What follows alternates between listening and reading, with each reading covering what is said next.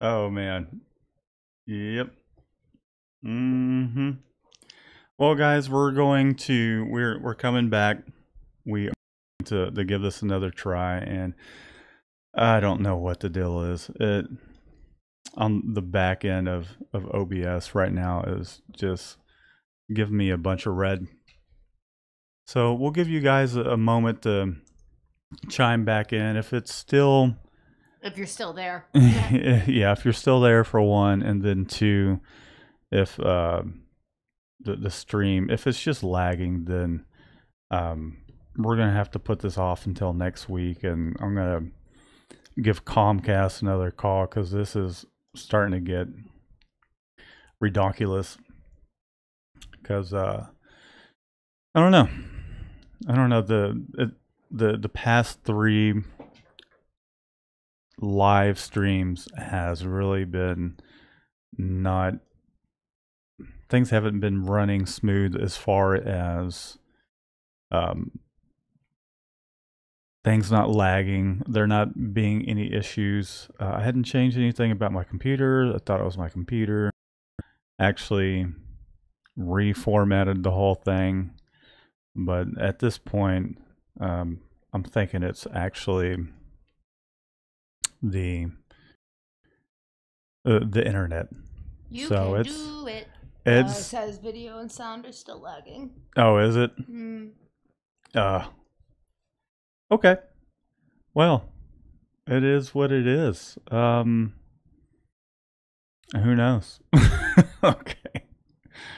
All right. Well, I think I think it's beautiful the moment you get that camera. Everything goes to shit. Oh yeah, and I know it's not the camera. It's just I know. I'm just saying. camera. I think that's just an amazing. Yeah. Hey, just when we're starting to step something up, something else steps down.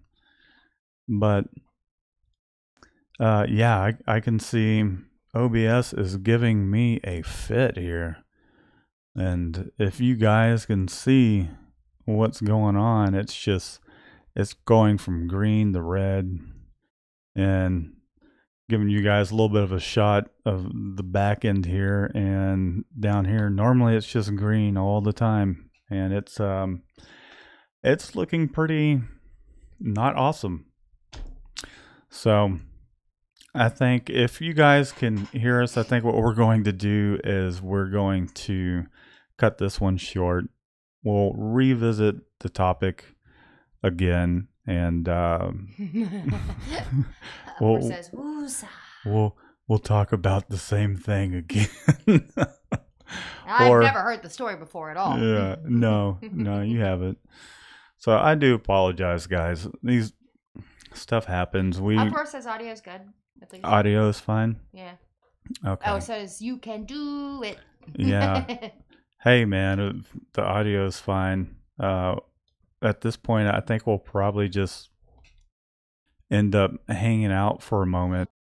I'm not finished even talking about what's going on, and it doesn't really matter if your video is lagging because you can't see me. Yeah, yeah, it really doesn't matter. As long as the audio is not lagging, I think Shannon should just go ahead and we'll let her take it away a little bit. And what I'll do is let her tell her side of the story. So, Shannon, if you want to go ahead and pick up where we left off. So, essentially, what I was getting at is that I had worked full time doing it 2 years, and then there was a bunch of life changes that kind of left me feeling a little unmotivated.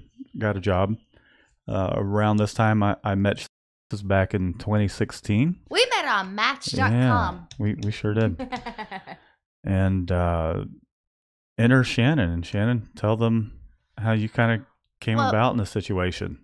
Well, like I was saying, you woke me up one day saying I quit my job, and my first thought was, you're joking. And then, oh shit, you're not. And oh shit, how late did I sleep? Because I thought it was 7 o'clock in the afternoon, and I was just like, that doesn't seem, appropriate. Uproar is just being funny, and so you can do it. Damn Russians, they're hacking us. Zangief is so mean, guys. Like, seriously, 4 hits and I'm out. He sits on my head. Okay, anyways, I'm getting motion to continue, like, focusing. Focus. So I was, like, about to choose between a couple jobs to take, and Matt kind of sat me down one day and he's like, look, why don't you just do this with me?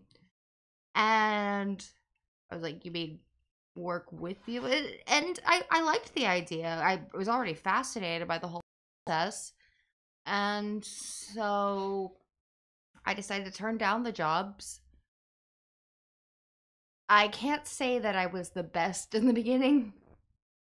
Well, it took some time to develop, that's for sure. Yeah. I mean, that goes for just even myself, you, anybody that's kind of getting into something new. It just we learned the way I learn is through writing and taking notes and studying the notes. I'm a freaking law school graduate. That's how we learned. So he would tell me, he would like walk me through it. I would write it all down, and then every time I had to do something, I'd just go shuffle, shuffle, shuffle. Where's that note? And eventually, it kind of came around, and I loved it because it's art, and that's something I've always been passionate about in my life, and I always regretted not following that path immediately. But the thing was, I had a Peter Pan complex, and I still do, probably. Yeah, no, a little bit. Shut up. Unicorns. Anyways, carry on, Shannon. So I just tried to stay in school for as long as possible. That's the main reason I went to law school. But coming into the business, it was amazing. And after I started developing my confidence, I started giving Matt suggestions on things like the shipping and the delivery, and doing blind shipping from when we outsource and things like that. Because in my head, I was like, well, that doesn't really make sense. Like, every time there was a red flag in my head, I'm like, and I feel kind of bad because I feel like I'm the cold one in this business, because I'm like, money. No, that's we're losing money on that. We could charge more for that kind of thing. But at the same time, I think it's a nice balance because it makes things more profitable, but at the same time, there's the customer service aspect of it. Yeah, and sometimes I think part of it too is the clients, because I have been so nice, and then someone that's not necessarily stern as in their attitude towards them, but what's being charged, what's being done. For example, like she was saying, the shipping and all that, because I used to deliver quite a bit of them. And there's times when we still do, but it's because we're down to a time crunch, and it's partially our fault because either A, we're a little understaffed, or we're just running behind in general because of just being overwhelmed. And so Shannon took a big part in really being the one that kind of laid the foundation of shipping things. Well, it wasn't anything, making them pick it up. It wasn't anything more than just, being practical over being nice. You can still be nice and practical at the same time. Right. Everybody that orders something from Amazon is going to expect shipping costs.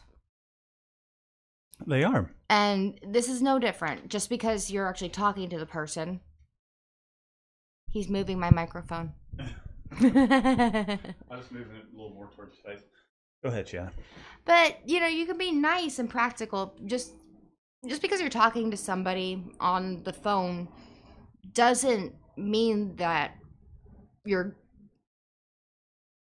owed a personal delivery or something like that. No, not at all. And so we started taking that into account because we were losing money by actually spending all the time going out there, because I don't know how many of you people are from Houston, but Houston's the second worst traffic in the United States.